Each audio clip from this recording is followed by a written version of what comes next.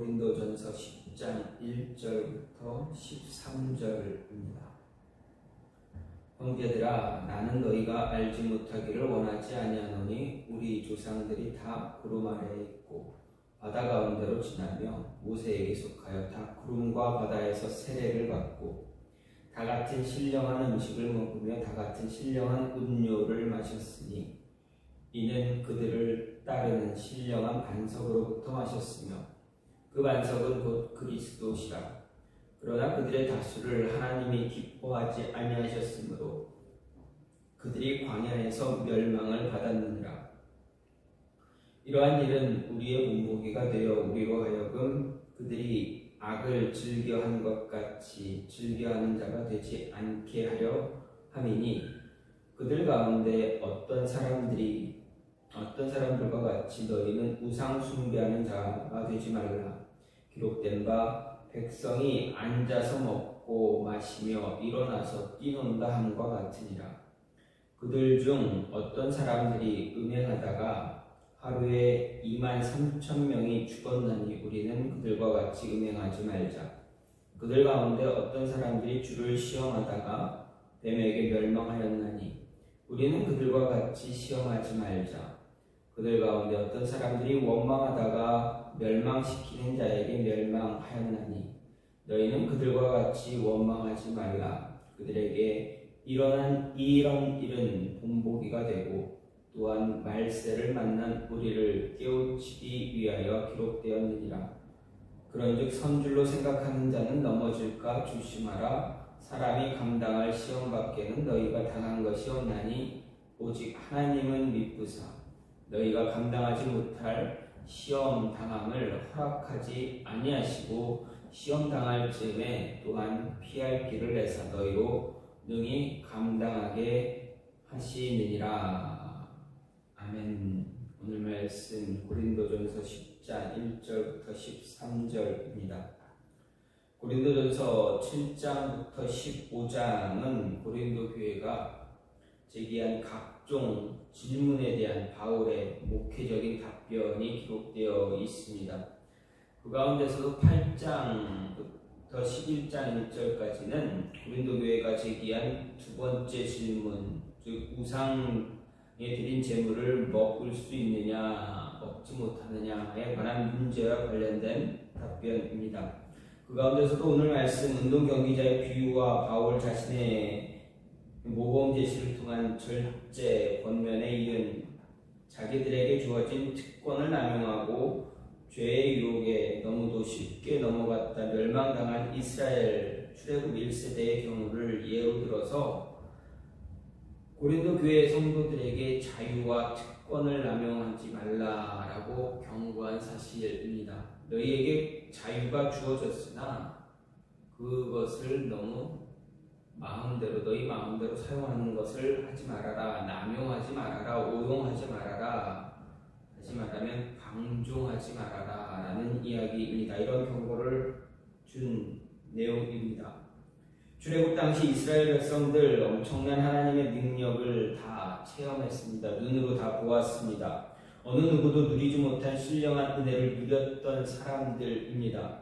이스라엘 백성들은 출애굽 직후부터 구름기둥, 불기둥의 인도를 받았고 하나님의 초자연적인 능력으로 인해서 홍해를 마른 땅같이 건너는 기적도 체험했습니다. 또 그들은 광야에서 신령한 식물을 먹고 음료를 마시는 그런 은혜를 입었습니다. 하늘의 만나와 땅에서 바위에서 솟아나는 그러한 물 그리고 쓴 물이 단물로 변했던 그런 모습들, 그런 은혜들을 그들이 경험했습니다. 그럼에도 그들은 어떻습니까? 우상 숭배에 빠지게 됩니다. 모세가 시내산에 올라가 하나님의 명령, 계명을 받고 내려오는 그동안 그들은 금송아지를 만들어 우상 숭배했습니다. 그리고 집단적인 간음죄에 빠지기도 했습니다. 발람과 발락의 그 모습된 계략에 의해서 집단적으로 간음죄에 빠지기도 했습니다. 고의적으로 하나님을 시험하기도 했습니다. 르비딤에서 하나님을 고의적으로 시험해 보기도 했습니다. 과연 하나님이 우리와 함께하는가 함께하지 않는가를 알기 위해서 시험했던 그런 모습입니다. 뿐만 아니라 하나님을 향해 터무니없는 원망과 불평을 늘 늘어놓았습니다. 따라서 그 이스라엘 백성들, 하나님의 백성으로 특별히 선택받은 그러한 백성들이었음에도 불구하고 대부분 약속의 땅 가나안에 들어가지 못하는 그러한 징벌을 받고 말았습니다. 바울은 바로 이런 사실을 고린도 교인들에게 상기시켜 줌으로써 하나님의 풍성한 은사를 받았지만 감사할 줄 모르면 도리어 그것으로 자랑의 기회를 삼아서 스스로 교만해진다면, 절제할 줄 모르게 된다면, 자신들의 자유와 특권을 남용하게 된다면 너희들도 출애굽한 1세대 백성들과 별반 다른 차이가 없게 될 것이다 라고 경고하고 있습니다. 즉 광야에서 40년 동안 헤매다가 광야에서 다 죽고 말았던 그 출애굽 1세대와 같이 너희도 하나님의 징계를 받게 될 것이다 라는 것입니다. 이런 경고를 주고 있습니다. 그렇기 때문에 바울이 특별히 1절에서 이야기한 것이 무엇입니까? 나는 너희가 알지 못하기를 원하지 않는다 라는 말입니다. 여기서 너희가 알지 못하기를 원하지 않는다라는 건 무엇입니까? 너희가 알아야 한다라는 것입니다. 알아야 하는데 무엇을 알아야 되느냐? 바울이 오늘 본문을 통해서 이야기하는 것은 이스라엘 출애굽 1세대가 하나님 앞에서 얼마나 교만했는가입니다. 이 출애굽 1세대는 하나님 앞에서 교만했습니다. 그래서 하나님이 그들에게 풍성한 은혜를 주셨음에도 불구하고 그들은 하나님의 은혜를 감사하지 못했다라는 것입니다.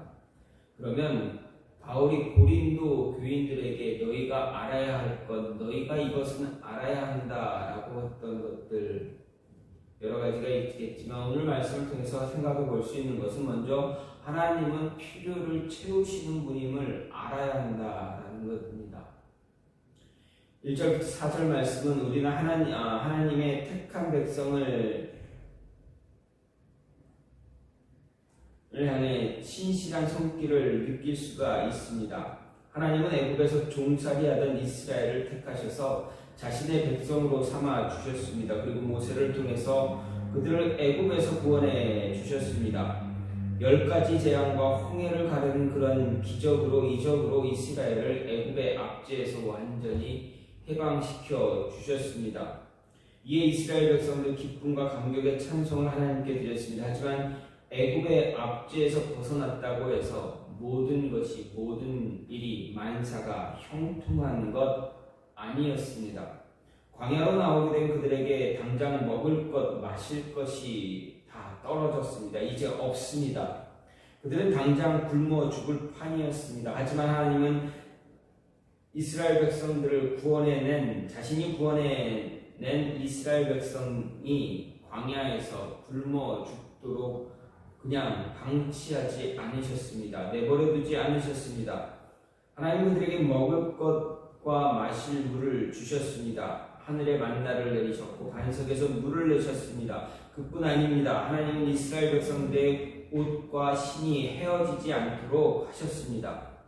이 일은 이스라엘 백성들이 가나안에 들어가기까지 무려 40년간 계속 지속되었습니다. 반복되었습니다. 하루 이틀, 한 달, 두 달이 아닙니다. 40년입니다. 약 200만 명에 달하는 200만 명이 넘는 그러한 이스라엘 백성들을 40년이나 광야에서 아무것도 얻을 수 없는 그 광야에서 그들을 단 하루도 단 한 끼도 굶기지 않으셨고 그들을 먹이시고 입혀 주셨다라는 것입니다. 40년간 그들의 옷과 신발이 헤어지지 않았다. 라고 분명하게 성경은 이야기합니다. 즉 40년간 동안 하나님께서 이스라엘 백성들에게 필요한 것들을 다 채우셨다라는 것입니다. 즉 하나님은 자신의 백성의 필요가 무엇이 필요한지 다 알고 계셨고 그 필요를 결코 외면하지 않으셨다라는 말씀입니다. 하나님은 자신의 백성의 필요를 구체적으로 알고 계셨기 때문에 구체적으로 채우신 분입니다. 하나님은 우리로 하여금 갑자기 부자로 살게 하지 않으십니다. 하지만 우리에게 필요한 것에 대해서 절대로 인색한 분이 아니다라는 것입니다. 하나님은 우리에게 필요한 것을 아낌없이 허락하시고 늘 제공해 주시는 분입니다. 우리의 삶을 돌아볼 때도 그러한 모습들이 참 많이 있음을 그때그때 있음을 우리는 알고 있습니다. 하나님이 사랑의 하나님이다라는 것 잘 알고 있습니다. 여기에 우리가 더 알아야 할 것은 무엇입니까? 하나님의 사랑은 추상적이 아니다라는 것입니다. 사랑이란 말은 매우 추상적인 그런 용어입니다. 하지만 사랑은 하나님께 적용할 때 구체적인 용어가 되어집니다. 하나님은 구체적이고 실질적인 도움으로 우리에게 자신의 사랑을 표현해 주십니다. 우리를 위해 자신의 독생자 예수 그리스도마저도 아낌없이 내어주심으로 우리를 향한 자신의 사랑이 무엇이며 또 어느 정도인지 구체적으로 보여주셨습니다. 이 예수 그리스도를 십자가에 못 박아 죽게 하심까지 우리를 얼마나 사랑했는가를 그대로 보여주셨습니다. 그러나 하나님은 또 우리가 광야와 같은 이 세상을 지나는 동안 우리에게 필요한 것들을 구체적으로 채워주십니다. 우리를 향한 자신의 사랑을 깨닫게 해주십니다. 하나님은 지금도 온 세상에 있는 자신의 백성들의 필요를 다 보시고 그들의 부르짖음에 하나하나 다 응답해 가신다라는 것입니다. 우리는 이런 하나님을 믿고 있습니다. 우리를 돌보시고 우리의 필요를 아시고 구체적으로 채우시는 사랑의 하나님이다라는 것 알고 있습니다. 하지만 머리로만 지식으로만 아는 것에서 우리는 벗어나야 합니다. 누구에게나 모든 그리스도인들에게 성도에게 이야기할 때 하나님을 아느냐 하나님의 사랑 아느냐라고 물어보면 다 안다 채우신다 다 답을 합니다. 그러면 그 채우심에 대한 직접적인 경험 체험들이 무엇이었느냐 구체적으로 하나님의 사랑이 받은 사랑을 구체적으로 이야기하면 물어보면 질문을 하면 구체적으로 답을 하는 사람이 많지 않다, 적다라는 것입니다. 머리로 성경을 통해서 말씀을 통해서 설교를 통해서 큐티를 통해서 이런저런 성경적인 어떤 책들을 통해서 신앙서적을 통해서 우리는 하나님의 사랑에 대해서 하나님에 대해서 알게 됩니다. 그것은 머리로 아는 것이고 지식으로 아는 것입니다. 바울은 무엇을 이야기합니까? 머리로만 지식으로만 아는 것에서 벗어나야 한다라는 것입니다. 직접 체험하고 경험해야 하나님을 더 깊게 알 수 있다라는 것입니다. 40년간 하나님이 채워주시는 그 필요를 채워주시는 그 하나님을 이스라엘 백성들은 정말 잘 누렸습니다. 그런데 어떻습니까?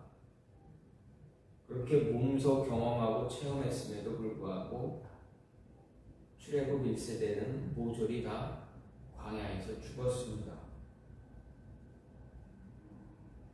바울은 지금 고린도 교인들을 향해서 그런 하나님 만나고 경험해서 알아야 한다 전합니다.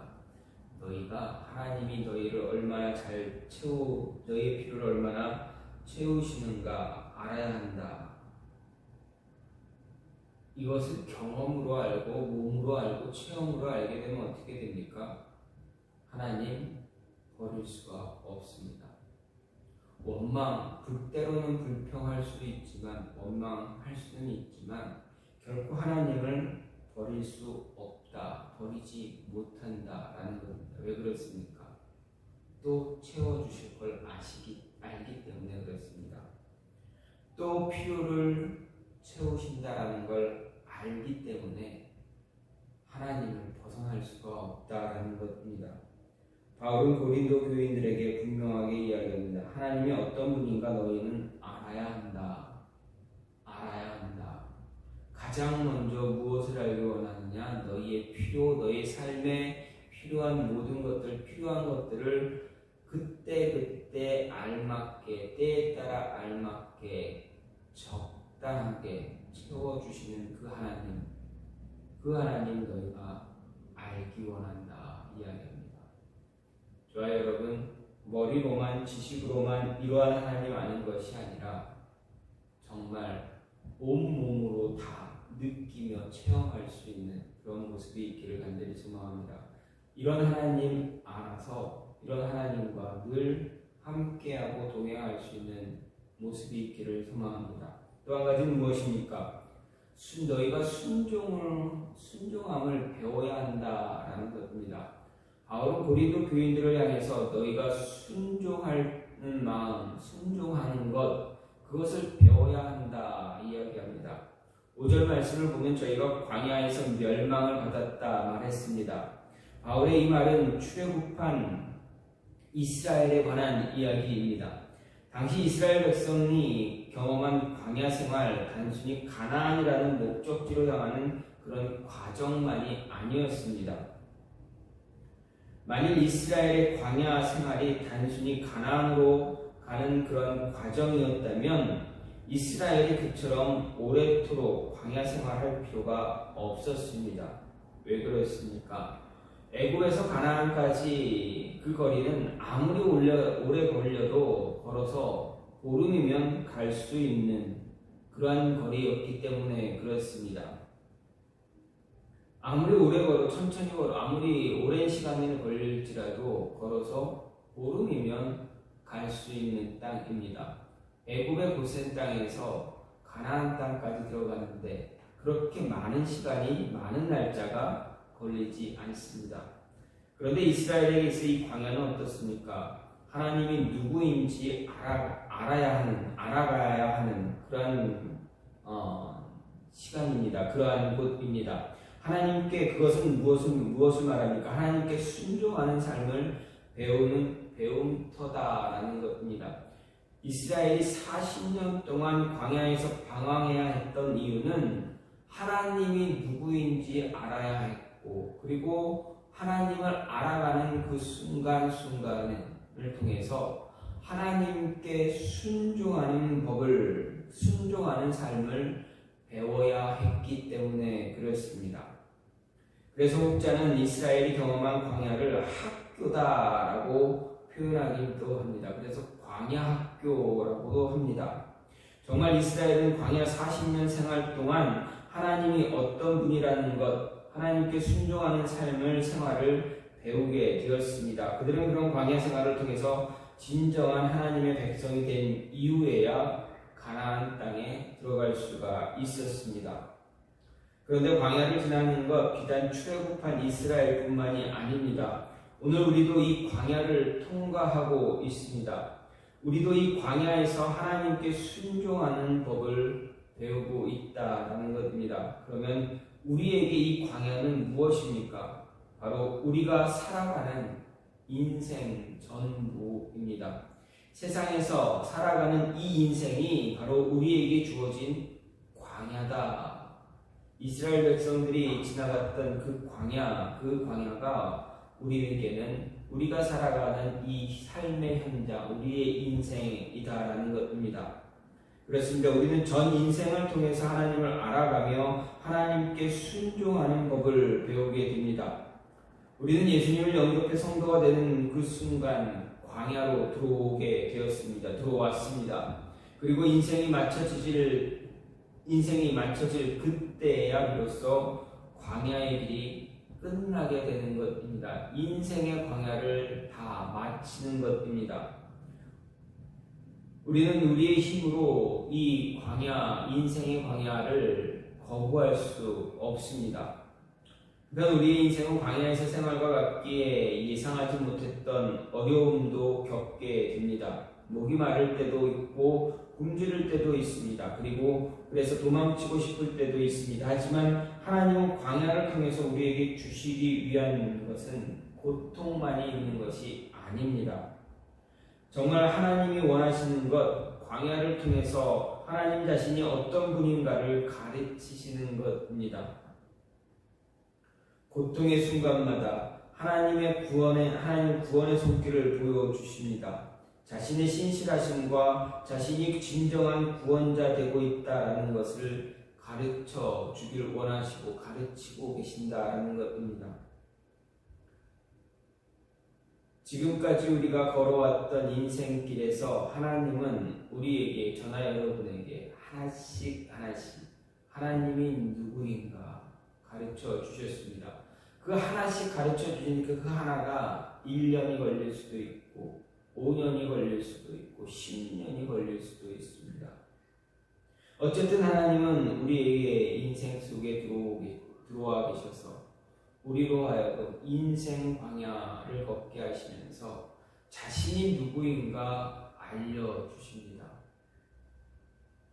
우리가 참 하나님 잘 아는 것, 많이 아는 것 같은데 때로는 정말 하나님이 누구인지 어떤 분인지 모를 때도 있습니다.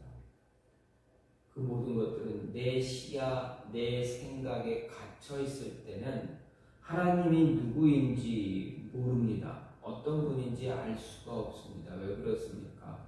내가 생각하고, 내가 계획하고,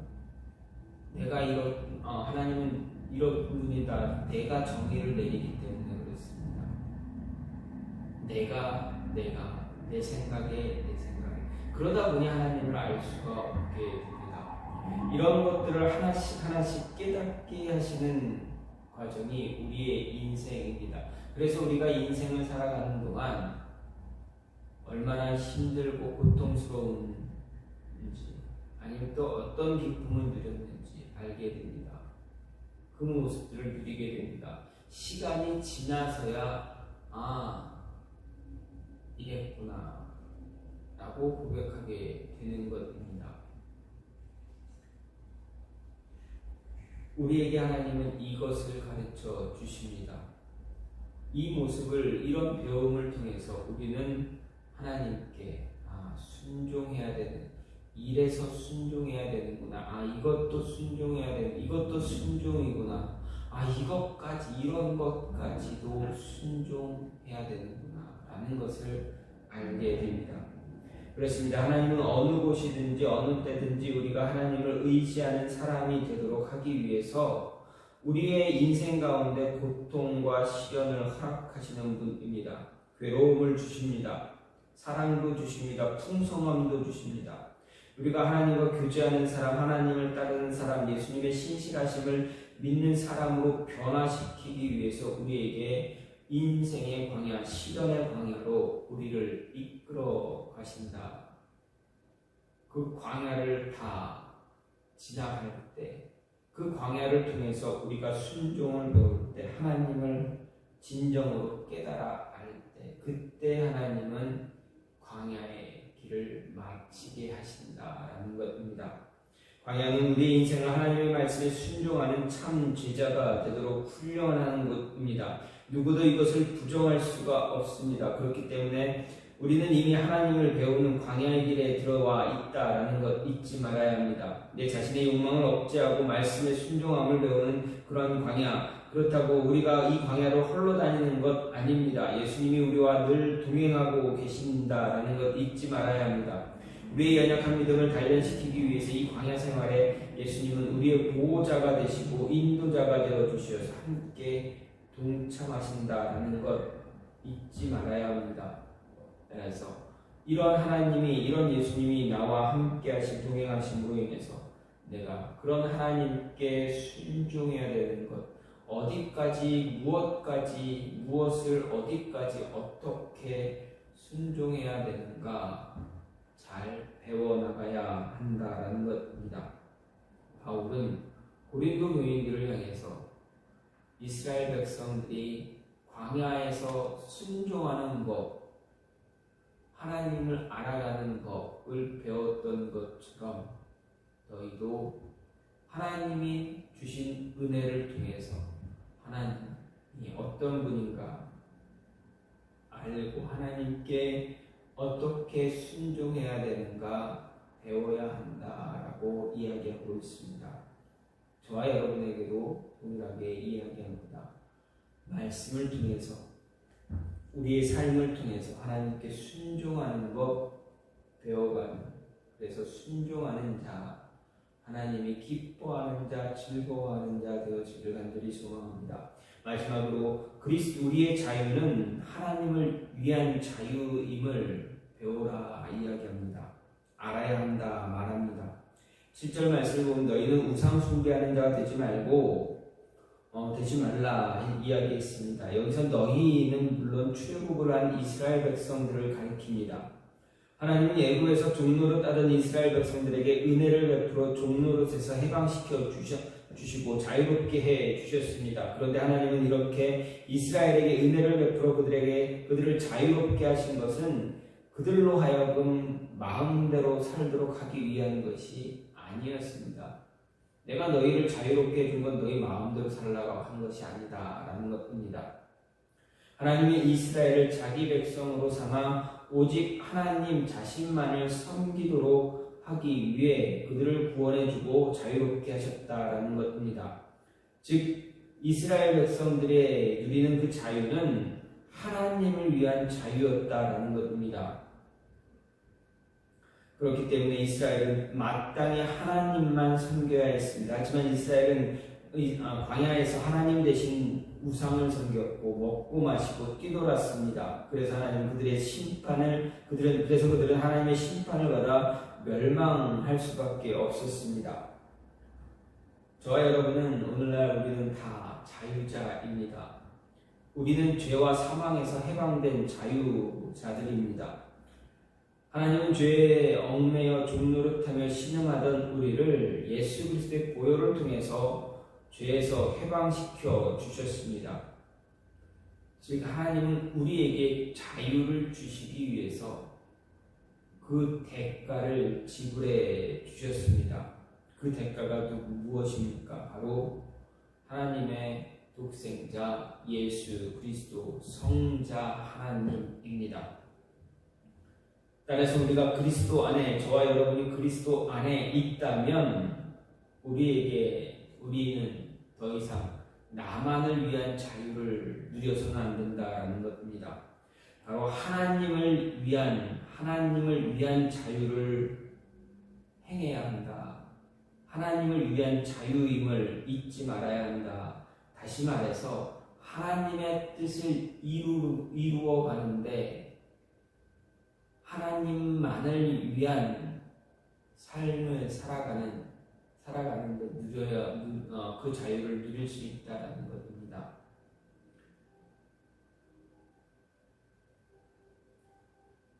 바울은 로마서 8장 1절 2절을 통해서 이렇게 말합니다. 그러므로 이제 그리스도 예수 안에 있는 자에게는 결코 정죄함이 없나니 이는 그리스도 예수 안에 있는 생명의 성령의 법이 죄와 사망의 법에서 너희를 해방시켜 주었다 말합니다. 예수 그리스도 안에 있기 때문에 너희가 누리는 자유는 이제 너희만을 위한 자유가 아니다. 하나님을 위한 자유여야 한다라는 것입니다. 더 이상 죄로 인해 정죄받지 않아야 한다 말합니다. 너희가 너희에게 주어진 자유를 마음대로 마음껏 사용함으로 인해서 남용하고 오용하고 방종함으로 인해서 죄로 인해 심판받을 자가 되지 않아야 한다, 말아야 한다라는 것입니다. 죄로 인해 정죄가 없다 할지라도 하나님의 구원의 은총으로 인해 은혜로 인해서 우리가 정죄받지는 징계를 받을지라도 구원 때문에 심판은 받지 않겠지만 구원이 취소되지는 않겠지만 징계받고 징벌을 받는 그런 모습, 분명히 나타날 것이다라는 겁니다. 그것을 받지 않기 위해서 너희에게 주어진 자유를 함부로 사용하지 말아라. 너희에게 준 그 자유는 내가 치른 대가에 의한 자유다. 그러니 너희의 자유는 나를 위해 사용해야 한다라는 것을 이야기하고 있는 것입니다. 여러분, 자유, 우리가 누리는 자유, 여러분이 누리는 자유는 분명 대가가 있는 자유입니다.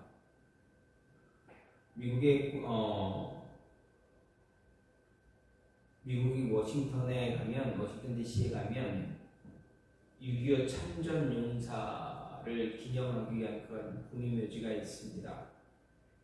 그곳에 가면 이런 문구가 있습니다.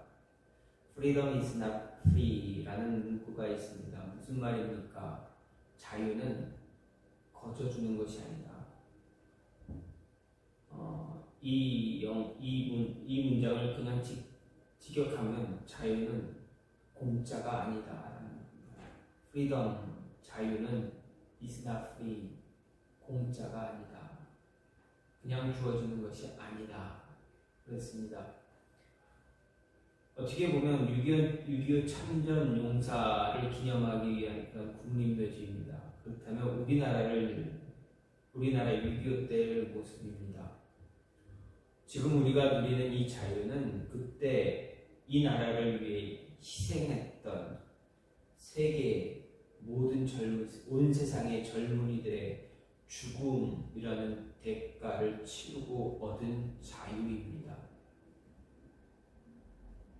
그렇게 우리가 지금 누리는 이 자유는 그들의 희생이라는 기초, 그 반석 위에 세워진 것이기 때문에 그들을 위해서 살아야 한다는 것입니다. 그들의 희생이 그저 헛된 희생이 되지 않게 하기 위해서 살아야 한다는 것입니다. 그렇다면 우리의 육신이 이렇다면 우리의 영혼을 위해서 죽으신 그리스도, 우리 영혼을 살리기 위해서 우리 대신에 십자가에 위해서 죽으신 그리스도께서 우리에게 그 대가를 치러 주셨습니다. 그렇다면 우리 영혼이 살아났다면, 저와 여러분의 영혼이 살아났다면 우리가 누리는 자유, 우리 영혼의 자유는 나를 위해서 사용하는 것이 아니라 오직 그리스도를 위한, 하나님을 위한 자유다라는 것입니다. 하나님의 뜻을 이루어 가기 위해 주어진 자유임을 깨닫고 그 뜻을 이루어 가기 위해서 조금도 멈추는 자 되지 않아야 합니다. 주저앉는 자, 좌절하는 자, 포기하는 자 되지 말아야 합니다. 어떻게 해서든지 저와 여러분의 삶에서 하나님이 맡기신 책임, 의무를 감당하기 위해서, 이행하기 위해서 절대적인 노력 그리고 결과물을 내어야 한다라는 것입니다. 이 모습을 갖기 위해서는 어떻게 해야 됩니까? 우리에게 주어진 인생의 광야에서 우리는 순종하는 법을 배우고 그 광야를 하나님의 뜻 가운데 뜻대로 통과해야 한다라는 것입니다. 바울은 고린도 교인들을 향해서, 저와 여러분을 향해서 이렇게 이야기합니다. 너희가 알아야 할 것이 있는데 그 알아야 할 것, 하나님은 너희를 위해서 모든 필요를 채워주신다. 너희를 위해서 채워주신다. 그러니 너희는 채우시는 하나님께 순종하는 법을 배워야 한다. 그 순종하는 법을 배움으로 인해서 너희에게 채워주시는 그 하나님께 다시 돌려드릴 수 있는 모습 가져야 한다라는 것입니다. 그렇습니다. 저와 여러분은 하나님께 참 많은 것 받았습니다. 그러니 받았으니 순종하는 법 배워서 하나님께 다시 돌려드릴 수 있는, 이 인생의 광야에서 다시 돌려드릴 수 있는 모습이 저와 여러분 안에 삶에 있어야 한다라는 것입니다. 이 모습이 저와 여러분의 삶 속에서 늘 함께하기를 소망합니다. 그래서 하나님께 기쁨을 드릴 수 있는, 하나님이 기뻐하시는 잘했다, 그래, 수고했다, 이 말을 들을 수 있는 저와 여러분이 되기를 간절히 소망합니다. 시간같이 기도하기 원하는데 하나님,